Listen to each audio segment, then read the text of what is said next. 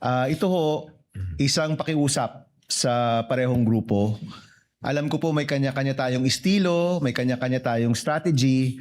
But if possible, can we allow the testimonies to be heard? Can we have proceedings that will go straight to the point? Kasi po nanonood ang taong bayan, pati po kaming mga senator judge. Gusto rin ho naming makita itong mga proceedings, yung mga ebidensya na mas madali ring maintindihan. So ito naman po, di ho namin pwede itong idikta sa inyo.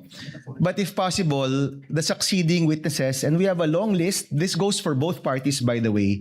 Let's have proceedings where we can go straight to the point, malaman natin yung puntos ng bawat grupo para makapagdesisyon rin po tayo ng maayos. Ito po this is a plea, no? This is not an order to both parties, but if we can, this is the People's Tribunal. We're watching, everybody's watching. Sana po, payagan natin na lumabas yung mga katotohanan, lumabas yung mga ebidensya upang maging mas madali at mas kaya-aya po yung ating proceedings.